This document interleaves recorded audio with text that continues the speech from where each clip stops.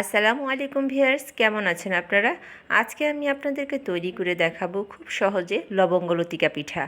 আর এর জন্য লাগছে চিনি, নারিকেল গুঁড়া, কিছুটা লবঙ্গ নিয়ে নিচ্ছি, তার সাথে স্বাদ মতো লবণ নিব এবং আমি এখানে 2 পদের বাদাম নিয়েছি, পেস্তা বাদাম এবং কাঠবাদাম। তার সাথে নিয়ে নিব তেল আর কর্নফ্লাওয়ার। প্রথমে একটি মিক্সি বলে আটা কিংবা ময়দা নেবেন, তার সাথে দিয়ে দিবেন স্বাদ মতো লবণ, 10 চামচ পরিমাণের সয়াবিন তেল দিয়ে ভালো করে এটাকে শরীর থেকে মাখিয়ে মাখিয়ে নেবেন। এটা ময়দাটাকে হাতে নিলে যাতে মুঠ হয়ে আসে তখনই বুঝতে পারবেন যে এর সাথে ভালো করে মিশে গেছে। এখন একটু সামান্য পরিমাণে পানি দিয়ে গোলাটাকে একটু শক্ত আকারের তৈরি করবেন, ঠিক এই রকম।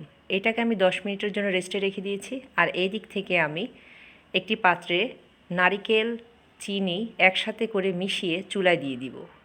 সিম্পলভাবে তৈরি করছি এবং এর সাথে আমি বাদাম কুচিগুলো কুচিয়ে এখানে দিয়ে দিলাম।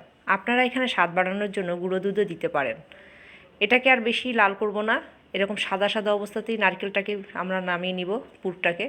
আর এদিক থেকে আমি সেই ময়দার মিশ্রণটাকে আমি পাঁচটা এখানে বানাবো, তাই 5টা রুটি বানিয়ে নিব। রুটিটাকে বেলবো আমি কর্নফ্লাওয়ার দিয়ে। দেখুন কিভাবে আমি এটা বেলে নিচ্ছি। সবগুলো রুটি আমি বেলে নিলাম। আপনারা রুটিটাকে যদি ছোট করেন তাহলে পিঠার আকারটা ছোট হবে, আর যদি বড় করেন তাহলে পিঠার আকারটা বড় হবে। এটা আপনাদের রুচি। আর এই যে আমি বেলে নিলাম, এটা খুব পাতলা হবে শীটটা। এখন এর মাঝে আমি নারকেলের পুর দিয়ে দিলাম। আপনারা একটু লক্ষ্য করেন কিভাবে আমি রুটিটা ভাঁজ দিচ্ছি। দেখুন এইভাবে ভাঁজ দিলে 2 সাইডে 2টো কোণা এসে যাবে। যে কোনো একটি কোণা এইভাবে টেনে টেনে মাঝখানে এনে, এইরকম টেনে টেনে মাঝখানে এনে এটাকে টিপ দিয়ে বসিয়ে দিবেন। দেখুন এর পকে এটাকে সিল করে দেওয়ার জন্য আমি একটি লবঙ্গ দিয়ে এটাকে মুখটা বন্ধ করে দিলাম। তো হয়ে যাচ্ছে আমার লবঙ্গ লতিকা। আবারও একটি দেখিয়ে দিচ্ছি। ঠিক এই রুটির একটি কোণা এইভাবে টেনে নেবেন, আরেকটি কোণা এভাবে এভাবে টেনে টেনে আপনি সহজেই বানিয়ে নিতে পারবেন এই লবঙ্গ লতিকা পিঠা। এই পিঠাটা আরেকভাবেও তৈরি করা যায়, পরোটার শেপ দিয়ে। আমার কাছে এই শেপটাই ভালো লাগে। তো হয়ে গেল, চলুন ভেজে নিই। বেশ গরম তেলেই ছেড়ে দিতে হবে পিঠাগুলোকে, মানে মাঝামাঝির থেকে একটু গরম, উল্টে পাল্টে ঠিক এরকম করে ভেজে নিব যতক্ষণ পর্যন্ত না একটা ব্রাউন রং আসে। পিঠাগুলো যখনই দিবেন দেখবেন এটা ফুলে ডাবল হয়ে গেছে। আর এটা খেতে সত্যি খুব মুচমুচে।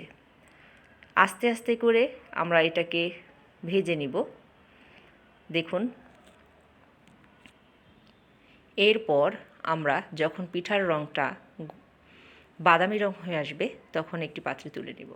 তো তৈরি হয়ে গেল মুচমুচে, মজাদার, খেতে খুব সুস্বাদু এবং যে কোনো অতিথি আপ্যায়নে আপনারা এটা বানাতে পারেন। ধন্যবাদ সবাইকে।